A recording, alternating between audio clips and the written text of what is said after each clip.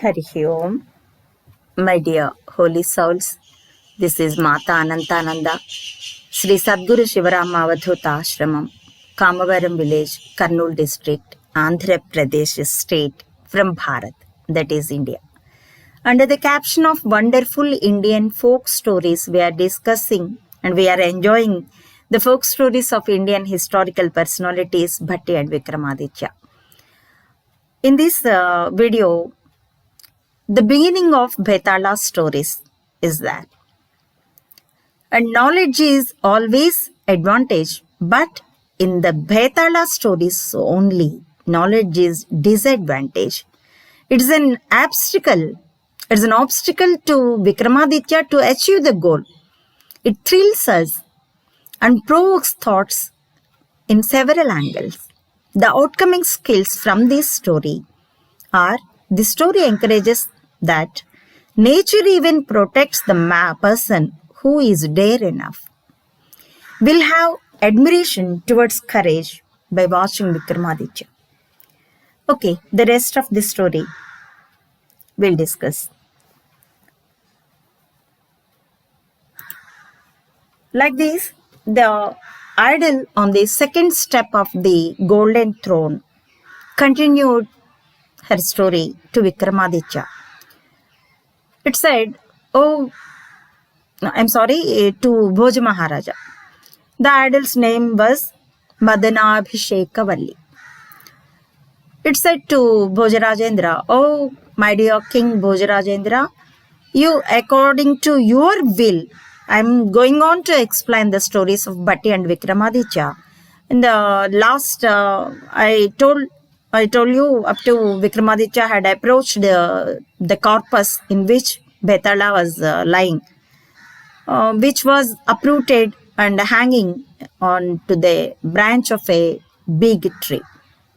Then Vikramaditya had removed that corpus from the tree branch and he placed it on his shoulder, and he started to walk towards the Mahankali's temple at Brihadaranya. Then the Bhethala in the corpus, he started to talk to Vikramaditya. Bhethala said, "Oh, my dear King Vikramaditya, nobody can overpower me. It is very difficult. Actually, since long time, for hundreds of years, moreover hundreds, for thousands of years, I was hanging like this in the form of a corpus. But by watching your dareness and the glory, I'm also having a little bit scope, a small desire that you may overpower me, subjugate me. Okay, what will happen, we don't know. Only the God knows it. But to overpower me, there is a condition. I'll narrate a story to you. You have to listen it carefully.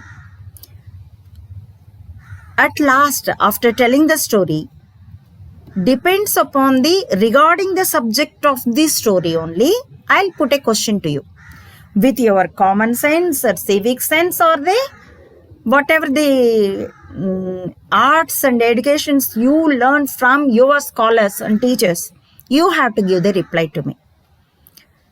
Being known, if you didn't reply to my question, your head will break into 1,000 pieces, then you'll go to die. But of course, if you give the answer to my question, the silence will be broken. Then I won't be on your shoulder. I'll return to the tree branch in the form of the corpus. So the only choice to you is, you should not know the answer of my question.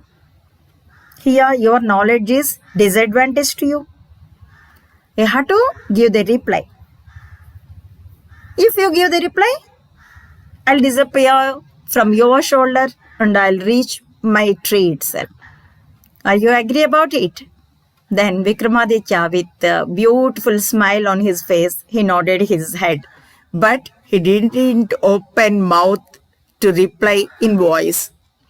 If he give answer such with words, then only the silence will get break, and then only at the immediate second, Bhethala will disappear from his shoulder. That's why he nodded his head. Then Bhethala started to explain the story. What he explained, will narrate it in next video. But here I want to draw an issue to your attention. Actually, in Indian languages, there was a periodical monthly one for the sake of children as Chandamama. The meaning is the moon. In that book, we had read 700 of Bhethala stories, though they are imaginary one, but consisting common sense and logical sense. We, our era children, we enjoyed a lot with the Chandamamas. 700 issues means more than 60 years. We learned so many things. We learned to think in different angles. Like that we enjoyed. Nowadays, this era children, they lost such opportunity. I'm feeling very sorry about it. Okay, but this story Bhethala told, I'll continue in the next video because it's a big one and a very thrilling one also. Okay.